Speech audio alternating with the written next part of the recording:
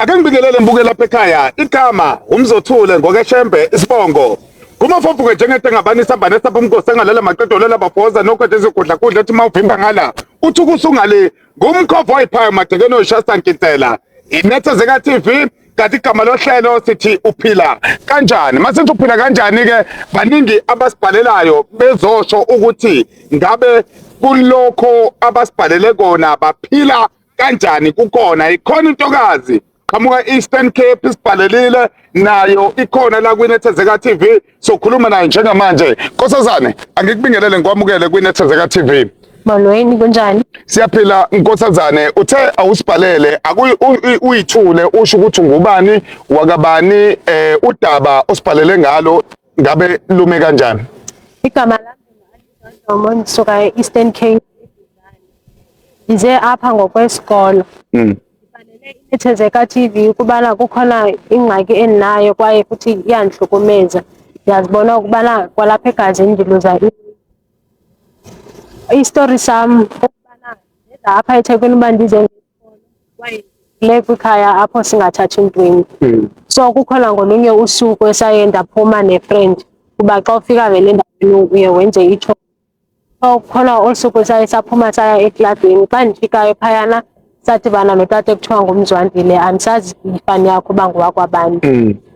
Xa efikayo phayana wayengumntu onemali saye sazisondeza kuye wabe naye iinamba zam ndamnika inamba savana qha mna ze ndingamthandi uba like ukumthanda zandimyuza ngoba ndizazi uba ndisuka ekhaya ndathathi ntweni apha bendisonqena nokuhlupha abazali ubana ndishota ngemali ethile. So I used him ukubana ndikwazi ukufumana imali. Ngoku ndaye ndathatha imali elele ndamebela imali engange-50K.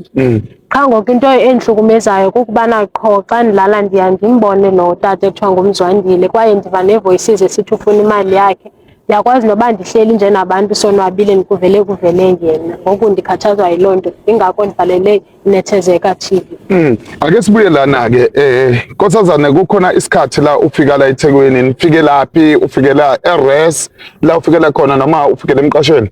Ndifikela eRes since ndingumntwana isi-student. Okay. eRes. Uma ufika-ke eRes abangani laba abahamba ama-club ubathola eRes noma buvele ubuhamba ubumnandi before? Bengahambi bumnandi ndikhule ekhayeni apho umama notata besikhulisela ecaweni. No yeah. Sihlangene neclub. So into yokuba ndihambe ii-clubs ndiqale apha kwaye nasekhaya abayazi ukubana ndihambe ii-clubs. No yeah. Uma usuqalile ukuhamba iclub ubuhamba nabangani hayi ukuthi bebemazi lo baba bona bekukanjani ufike eclubini nahlangana khona nje hayi ukuthi benobudlelwane nabo naye? Bebenganabo ubudlelwane kodwa xa besisho bathi ngumuntu ospendayo emantombazaneni ndiyasoba since bethanda ukuya phayana nabo aye abanike ngoba bayatsho ukubana if uyaqala ukukubona uya akuthande kakhulu. Wena ungene kanjalo lapho ekutheni ukuthi wena usuzwa sengathi ukuthanda wena kakhulu. Uma ubuza abangane abanabo abantu abake bathandana naye before? Akanabo. Akanabo.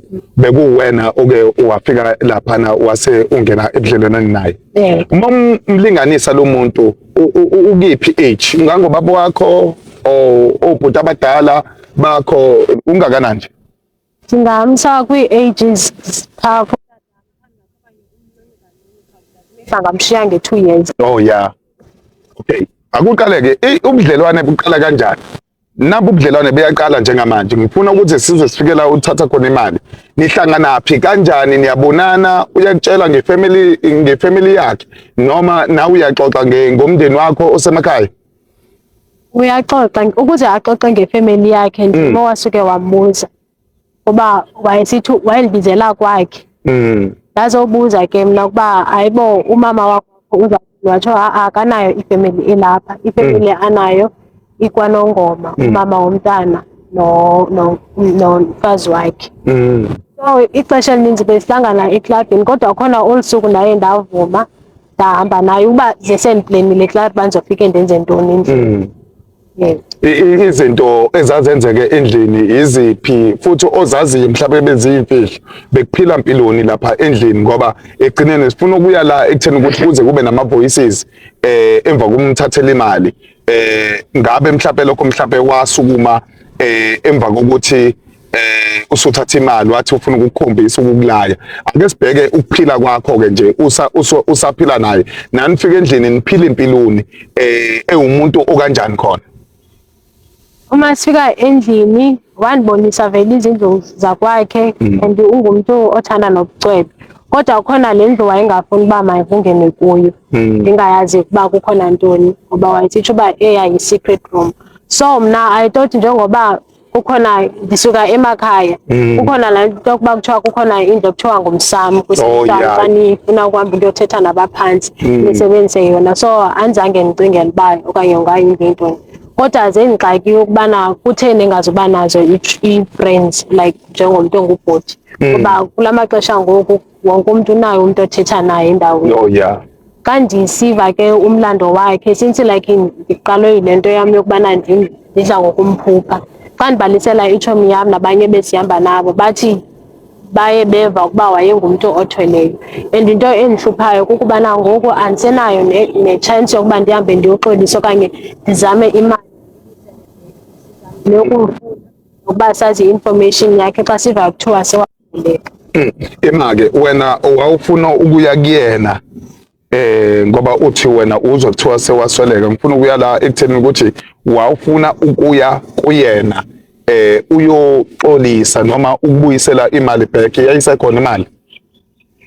Bendifuna ukuyoxolisa if-ke ebeyifuna imali benzokwazi ukuyizama noba ndingazi uba ndizayizama kanjani kodwa benzafuna noba ngumsebenzi yihlangana ngoba ngoku iyandihlukumeza nyhani andisakwazi nokufokhasa kwizifundo zami.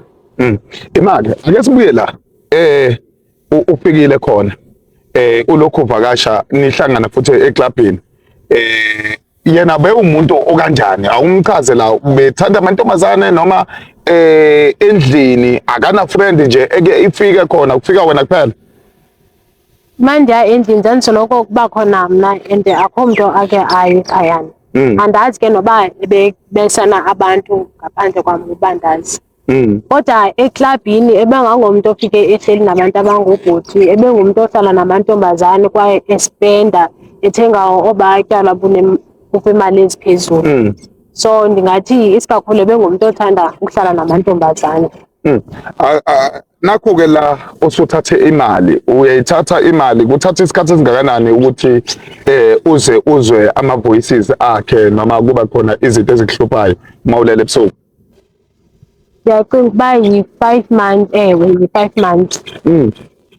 I-5 months kuqale kwathula nje wayidla nje imali wayidla kamnandi then kwangoku ndifumana ezi-nightmares. Imali akakufoneli yena ngaleso sikhathi? Wazama ukundifonela qha since like bendinziba ndingabambi ifowuni wazondifonela ngenamba engayiyo eyakhe ndava ukuba nguye wabekwatile sithi ufuna imali yakhe futhi uzayifumana uzokwenza sure ukuba uyayifumana then ndaqonda uba mandimdrophe ndatshintsha nenamba ebendisebenzisa ndatshintsha isim card ndasebenzisa yonke into entsha kuba ndingafuni ubana aphinde akwazi ukundifumana. Ake sibuye lana-ke ekutheni ukuthi luphi usizo ofisa ukuthi sikusize ngayo njengeNethezeka TV kukho konke lokho ngoba nalo udaba luyaqhubeka ngoba siyabona ukuthi kukhona usizo othe futhi sikusize ngalo.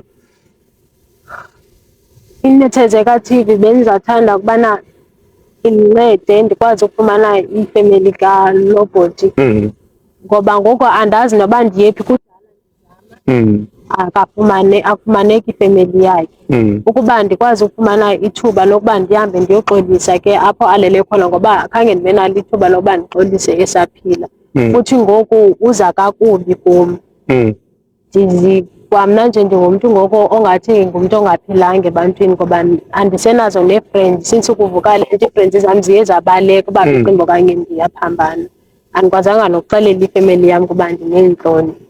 Okusho ukuthi umndeni wakhe obalekile mase kuba usizo-ke ngokwesintu nalo kufanele sibe nalo sikuzame futhi nakhona makuya ngokuthi mhlawumbe into edinga icakwa futhi nakhona.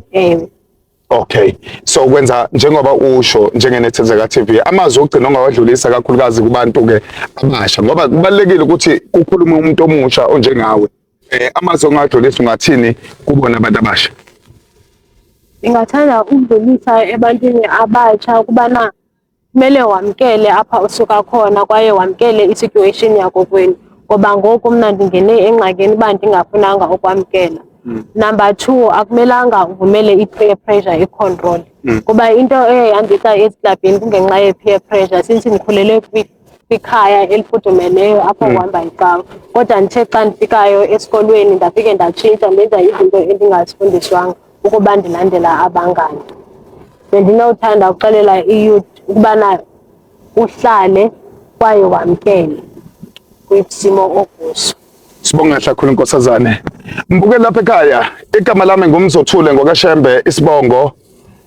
Siyafisa nathi siyiNethezeka TV ekutheni ukuthi simsize umntwana sozama ngokusemandleni futhi ukuthi simsize ngoba uyasho ukuthi umzwandilo kaNongoma ubhuti lo uyezwa sekuthiwa wasweleka, kodwa ke okubalekile sekutheni ukuthi sithole ifamily yakhe kwazi ukuthi kube khona mhlawumbe okwenziwayo uma kudingeka ukuthi kwenziwe. Mase futhi sisiza lapha nalapha ekutheni ukuthi umntwana kuphele konke lokhu akuzwayo sozama kusemandleni. Nawe monodaba lakho ungasibhalela, ngena ku YouTube, ungena ku Facebook, mase ungena lapha na ku TikTok uzosithola na kanjani uthi Nethezeka TV. Igama lami ngingumzothule ngokaShembe Isibongo, ayiphinde idibane.